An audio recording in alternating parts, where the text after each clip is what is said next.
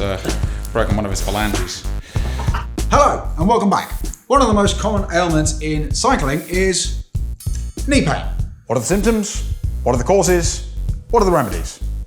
Let's find out. Before we get into our very, very long list of causes for knee pain, I just want to get into the different types of knee pain. So this is a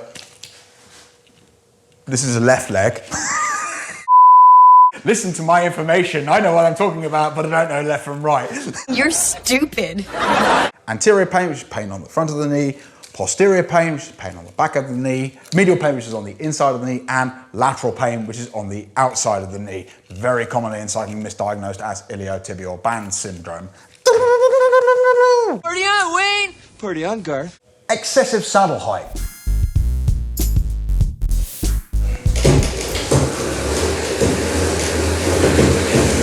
I can't get off this.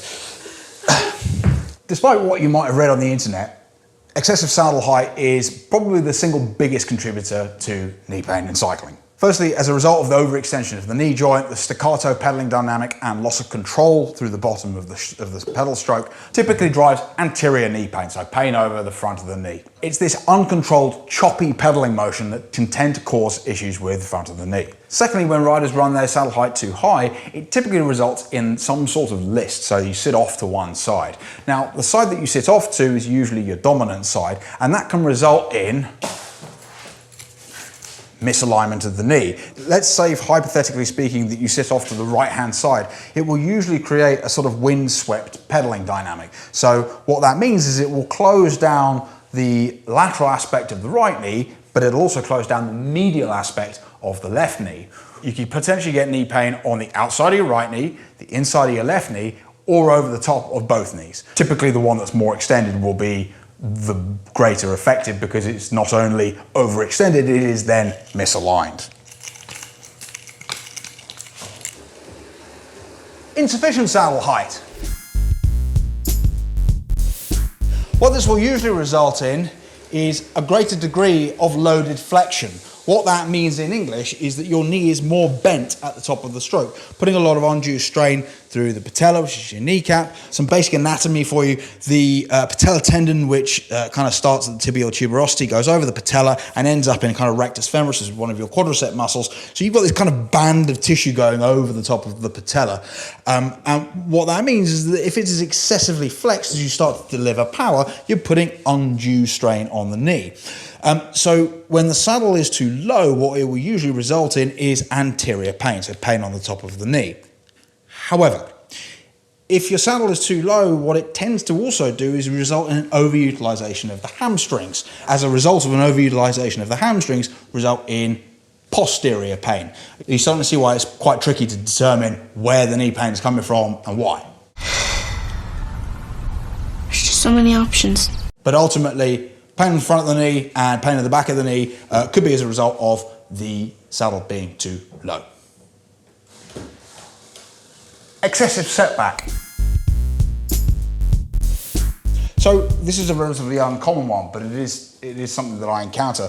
Excessive setback is a little bit like riding a pedalo. Excessive setback can also be a driver in the same way that it's creating too much loaded flexion over the top of the knee. If you're having problems with anterior knee pain, have a go at running the saddle potentially a little bit further forward. Disclaimer, if you run it further forward, you also lower the saddle height at the same time. So when you run it forward, run it a little bit higher as well. The danger is that your saddle's probably too high already anyway. Crank length too long.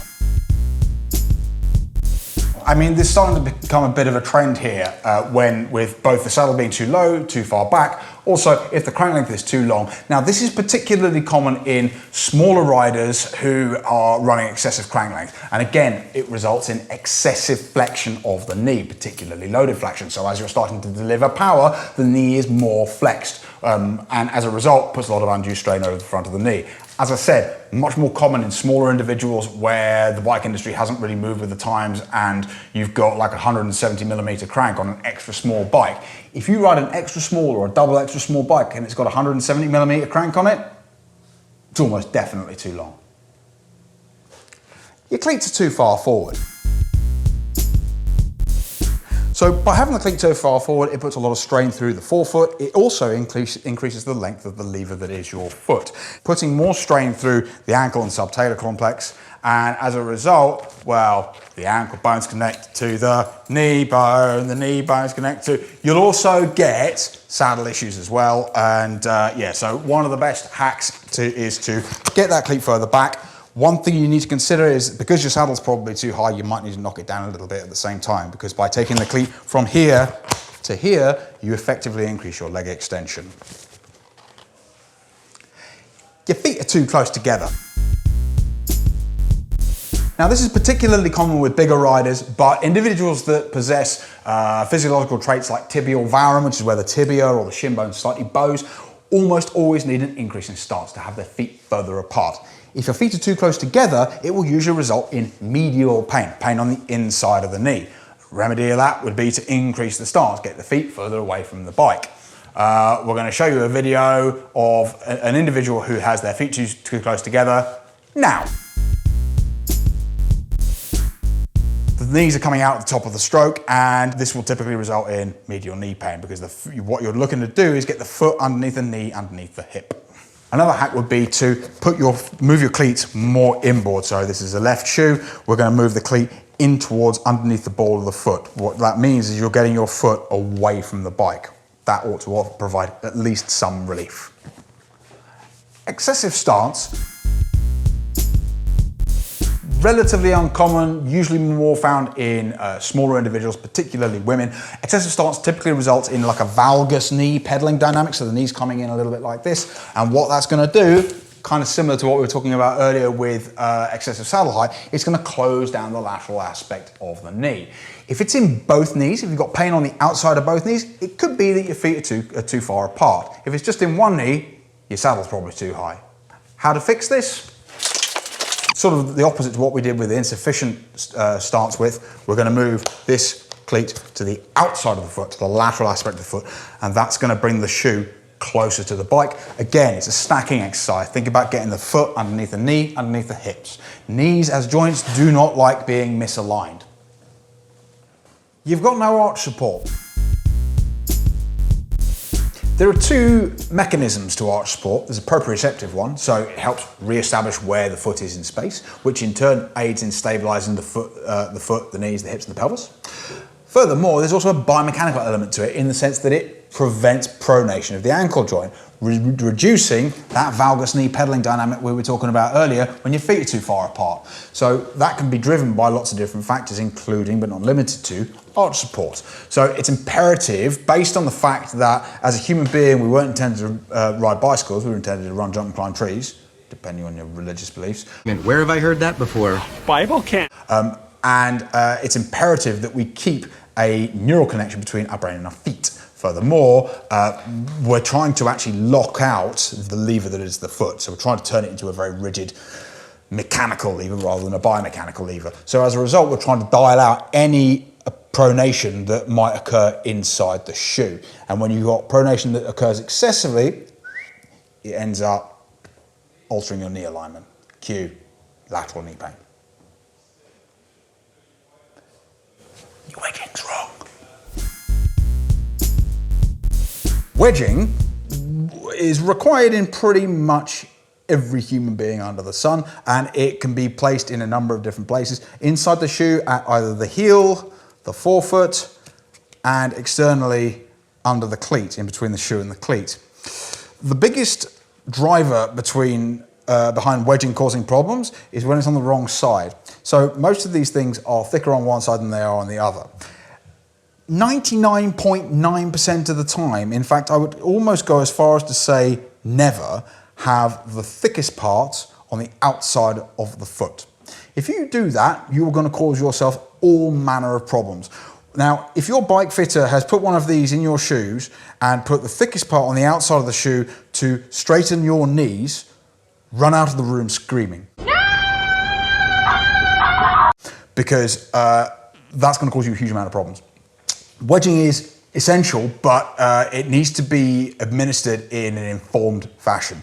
One of the biggest drivers for knee pain actually is the forefoot wedge. Now this is actually a really good one which doesn't encroach on the inside of the shoe so much. It's made by our friends at Form. What you usually see they're usually either orange and they're usually a whole forefoot shape or green. The green ones are particularly good. They're intended to correct what is known as a forefoot varus deformity, which is relatively uncommon. I've observed 3 or 4 of them in the last year.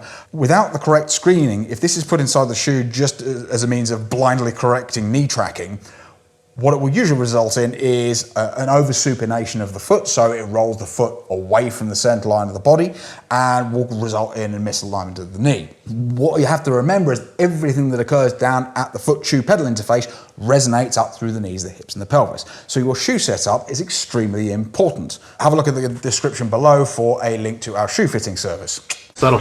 The most common form of wedging that we use here at Bicycle is heel wedging. This is administered at the hind foot in the heel and is a very effective means of blocking pronation of the ankle joint, because pronation typically occurs from the hind foot at the back of the foot rather than at the forefoot. So if this is either insufficient, i.e. there isn't enough of it, or it's the wrong way around, you're gonna cause problems. So it's important that you have a bike fitter that understands all of this stuff and is actually even looking at your shoes in the first place. If your bike fitter hasn't even looked at your shoes or your cleat location, yeah, run out of the room screaming. So, there you have it. A number of reasons why you get knee pain. Don't forget to like, comment, subscribe if you haven't, and if you'd like to book a bike fit, there's a link in the description below. Thank you very much for watching. We'll see you for the next one, hopefully knee pain free. Boom.